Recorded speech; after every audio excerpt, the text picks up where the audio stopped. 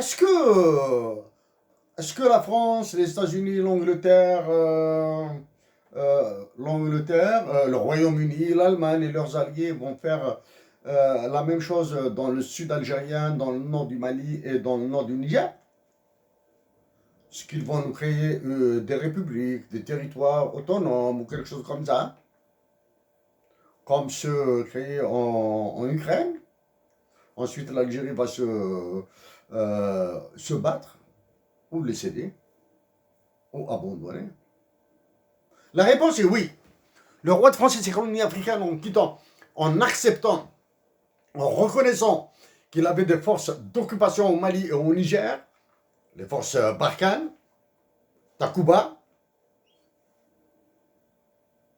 et en sachant que le Mali est en voie de partition, de même que le Niger, donc il nous prépare à la partition du moins, ils veulent amputer l'Algérie de son sud, qui est très riche, la région la plus riche, la plus riche d'un point de vue anthropologique d'abord. Les Amazirs, les Touaregs Amazirs sont là-bas. Ce sont nos frères et sœurs. Ce ne sont pas les bro comme dirait Mohamed Yahya Terhmarbi. Mouahia, Terhmarbi. Donc c'est là-bas. Maintenant, la coopération algéro-américaine dans le sud de l'Algérie. Nous allons reprendre après un autre communiqué qui remonte à assez longtemps, après la visite de Thomas Esper, quand il est venu en Tunisie, Algérie et Maroc. Thomas Esper, c'est le secrétaire d'État à la Défense. C'est parce que lors de sa visite que nous avons signalé la présence de la Team 6 of the Navy SEALs. Team 6, Team 6 Navy SEALs. Navy SEALs, ce sont les forces spéciales américaines. Team 6, c'est une section, c'est une brigade, c'est un groupe des Navy SEALs, réputé être le top du top. Ils étaient dans le sud algérien, formés les forces spéciales algériennes. Pour former les forces spéciales algériennes, c'était dans le sud. Quand nous avions signalé ça, à partir de ce jour-là, l'information militaire a complètement disparu des journaux, de l'APS, etc. Et depuis ce jour, celui qui se prend pour le chef d'état-major là est absent. Le pâle bleu là, c'est le blackout total sur la présence des forces spéciales américaines dans le sud de l'Algérie.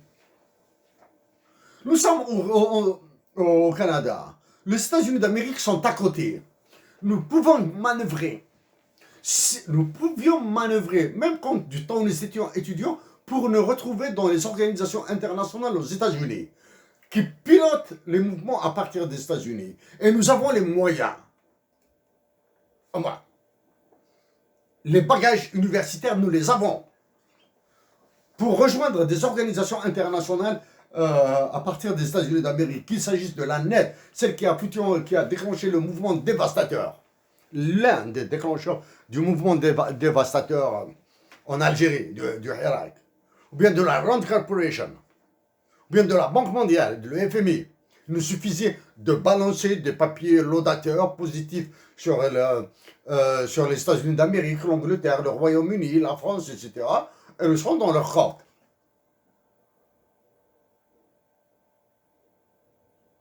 Non, il ne va pas ça. Hassan Ahmed, il avait le moyen d'être ministre aux États-Unis d'Amérique.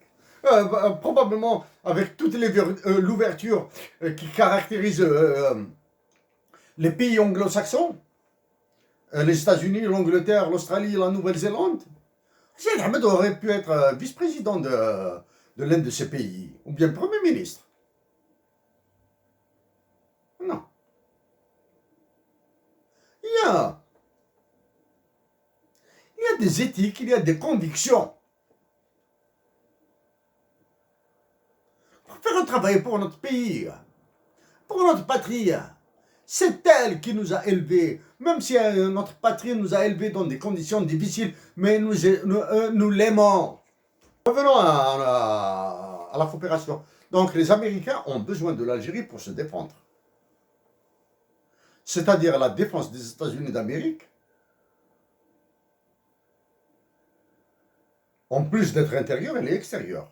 C'est-à-dire, ils viennent jusqu'à l'Algérie. Est-ce que l'Algérie peut aller à Washington, aux États-Unis d'Amérique, dire que nous avons besoin d'une base ici pour nous défendre? Impossible. Maintenant, si les États-Unis d'Amérique ont besoin de l'Algérie comme zone de défense, comme base de défense, il faut d'abord que ceux qui décident pour l'Algérie acceptent. Étant donné ce qu'ils sont, absence de courage politique, absence de patriotisme, absence de légitimité, incapacité d'aller consulter la nation algérienne, puisqu'ils n'ont absolument rien à voir avec la libération de la patrie. Donc, leur faiblesse, etc., leur incompétence, leur idiotie, tout ce que vous voulez, ils ont accepté la présence des États-Unis d'Amérique. Et on vous dit le terrorisme. Pensez à l'Irak, pensez à la Syrie, pensez à la Libye, pensez au Soudan, pensez à la Yougoslavie. Voilà. Donc les États-Unis. Maintenant, si les États-Unis ont besoin de l'Algérie pour sa défense, se défendre contre qui? Elle se défend contre la France. Ah oui, contre la France. Il faut qu'elle chasse la France de l'Afrique là. Elle l'a chassée du Cameroun. Elle vient de la chasser du Niger. Les Nigériens ont cédé. Ils ont offert des bases aux États-Unis d'Amérique. Et là, maintenant, actuellement, les autorités nigériennes à qui nous nous sommes adressés commencent à dire que le Mali est un problème. Ils veulent sécuriser la frontière entre le Niger et le Mali. Au lieu d'en faire une zone de paix et de développement, non, c'est un problème. Mais maintenant, en faisant. Donc, il y aura un problème identique avec la frontière de l'Algérie. Voilà. Donc, terrorisme. Alors que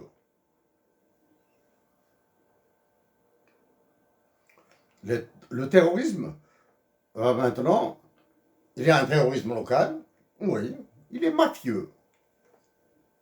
L'argent, les richesses, le viol des femmes, des jeunes filles, etc. Il est mafieux. Ensuite, on fait un truc religieux. Mais qu'est-ce qu'il y a dans le sud de l'Algérie, le nord du Mali, le nord du Niger? Parlons uniquement de ces trois pays. Il y a les terres rares. Okay? Pourquoi elles sont à quel usage sont destinées les terres rares? Aux batteries des véhicules électriques, aux ordinateurs de 6e, 7e génération, les ordinateurs quantiques, etc. Eh oui. Donc la France va trouver, les États-Unis d'Amérique vont trouver un deal avec ses alliés, la France, l'Allemagne, le Royaume-Uni et d'autres pays, le Canada aussi, pour se partager certaines ressources. Mais pour cela, les Américains doivent décider seuls. Ensuite, la défense contre qui aussi? La défense contre la Chine. Pourquoi la Chine? Parce que la Chine a décrété il y a longtemps l'initiative Obori, One Belt, One Road Initiative. Donc là, nous allons en parler un peu plus. Obori, donc il y a assez longtemps, mais quand même, nous avons assisté à une conférence privée. Conférence privée, quand nous disons conférence privée, c'est-à-dire elle est conférence non publique qui sont données à l'intérieur des universités. Donc, j'ai assisté à une conférence privée à l'intérieur de l'Université de Montréal, etc. One Belt, One Road Initiative. Comment s'accélère l'expansion et le développement de la Chine, qui, selon certaines études, elle est passée première devant les États-Unis d'Amérique. Okay? En termes de développement technologique, de publication scientifique, développement économique, publication scientifique, développement économique. Et la meilleure preuve, c'est la pandémie du Covid-19. La pandémie de Covid-19. les États-Unis, la Chine et la Russie se sont émancipés des États-Unis d'Amérique. Aucun laboratoire, aucune société occidentale en Chine et en Russie. C'est-à-dire, ils ont développé leur vaccin. Maintenant, pour toutes les maladies, c'est nous qui allons développer maladies, épidémies, pandémies, c'est nous qui allons développer nos vaccins. C'est très important pour la démographie. Donc, nous n'avons plus besoin de vous. Ça, c'est un coup de massue. C'est sur une indépendance indescriptible qu'ont obtenu la Chine et les États-Unis. La Chine et la Russie. Plus besoin de votre armement, plus besoin de votre finance, pas besoin de vos ressources naturelles, pas besoin de vos vaccins, pas besoin de vos médicaments, pas besoin de vos universités, pas besoin de vos agences de notation des investissements, pas besoin de votre marché de change. Marché de change, parce que nous pensons qu'une crise de change s'annonce. Elle va se produire, elle va s'ajouter à celle de 2009. Donc les États-Unis d'Amérique, ils vont se battre contre la Chine, contre Obori, One Belt, One Road Initiative. Nous disons aux crétins de la présidence de la République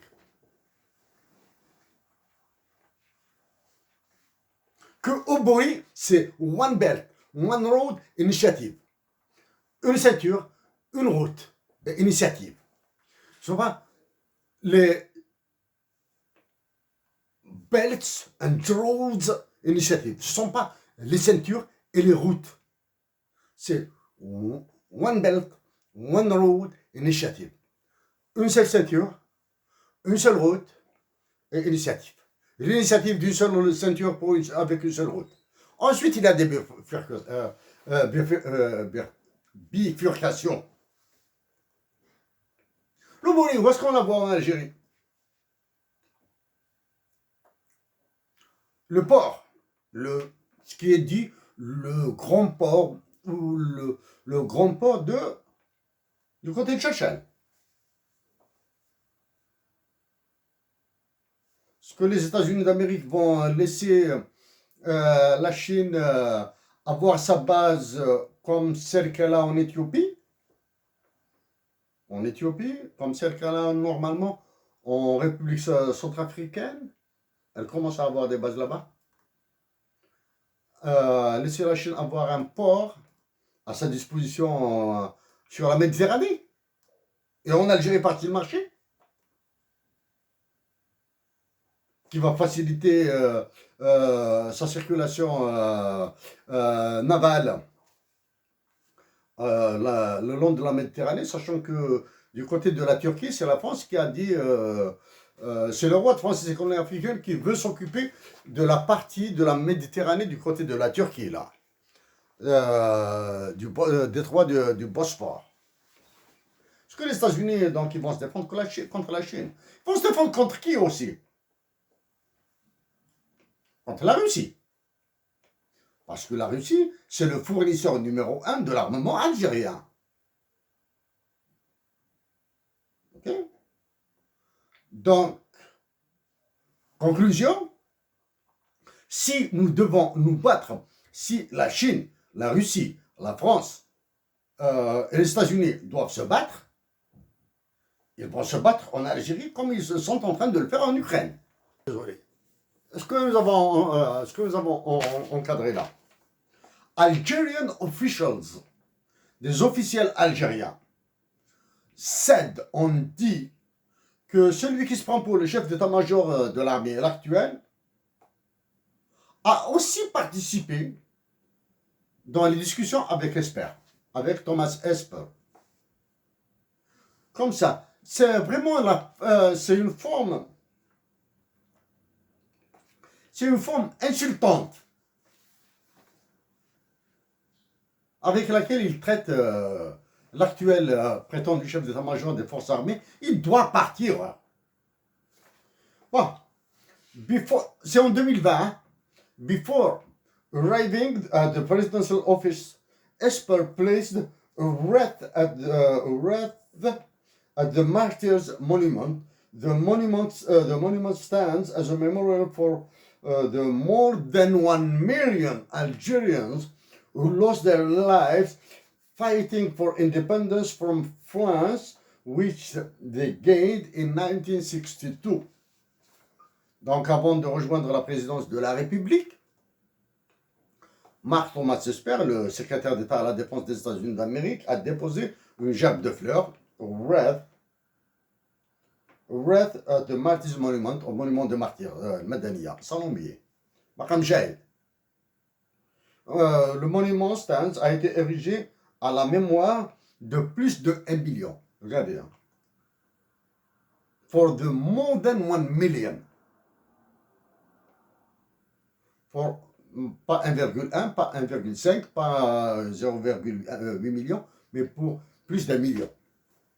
Algériens who lost their life, qui ont perdu la vie durant la bataille, lutte pour l'indépendance de l'Algérie, à partir de l'indépendance de l'Algérie de la France, qu'ils ont gagné en 1962. Là, vraiment, c'est la dernière phase. Ah, c'est impossible. Comment les États-Unis d'Amérique vous donnent du mépris comme ça, ils vous le distribuent pour des pays. Premièrement, le niveau de ceux qui sont venus en Algérie, sous-secrétaire d'État, sous-secrétaire d'État adjoint, direct à la présidence. Maintenant, quand c'est le secrétaire d'État, alors là, nous imaginons si le président des États-Unis d'Amérique allait venir, ou si c'est le président des États-Unis qui venait, ou bien le vice-président des États-Unis d'Amérique qui venait à Algérie, que se passerait-il? Donc, le secrétaire d'État à la Défense, Mark Thomas Esper, en 2020, a dit « I want to say to the Algerian people », je veux dire à la nation algérienne, au peuple algérien, pardon, « how much we respect their sovereignty ». Combien nous respectons leur souveraineté. Pour respecter leur souveraineté, prenez vos chars, vos forces spéciales, laissez les forces spéciales algériennes, même très faibles, même incompétentes, même s'ils ne peuvent pas tenir 5 minutes devant un Maurice américain, ils ne peuvent pas tenir 5 minutes, ça suffit. Souveraineté. How much we respect their sovereignty, we enjoy their cooperation and admire their history. Nous apprécions leur coopération et nous admirons leur histoire. Pour admirer notre histoire, ça, il a entièrement raison. Il a entièrement raison. Mais l'histoire de la révolution algérienne. Bon, il y a d'autres, hein. Il y a d'autres, mais c'est trop. Chers compatriotes d'Algérie, il faut maintenir l'État debout. Il faut maintenir l'État debout. Sinon, oui, nous avons tous perdu confiance dans celui qui se prétend être le président de la République, dans un état-major complètement déliquescent à croire. Il est en lambeau et qui continue à se maintenir au lieu de rentrer chez eux. Sur le futur président de la République, le futur des dirigeants, alors que l'élection présidentielle est importante, hein, nécessaire, indispensable. Va-t-il compter? C'est pour cette raison qu'il faudra faire de la démocratie même dans l'armée. La démocratie dans l'armée. Mais l'armée ne doit pas se mêler de la démocratie civile. Non, non, non. Démocratie à l'intérieur de l'armée. Laissez les officiers, les officiers subalternes qui sont en train de souffrir, de galérer avec les sous-officiers et les soldats. Ils sont en train de galérer, de souffrir. Et chapeau, ils maintiennent l'Algérie unie, du moins, intègre territorialement, alors qu'ils sont gérés par des va-nu-pieds. La démocratie dans l'armée, quel est le général que vous voulez? Du moins, quels sont les chefs d'état-major que vous voulez? Vous avez peut-être qu'il y a une dizaine de milliers de colonels. Choisissez des collègues, du moins, un collège de colonels, entre eux, ils vont se battre un petit peu. Nous sommes un pays sous-développé, Al-Khawa.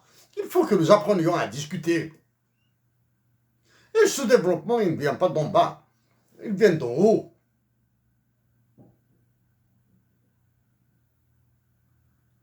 Le sous-développement vient d'en haut, il vient des politiques publiques.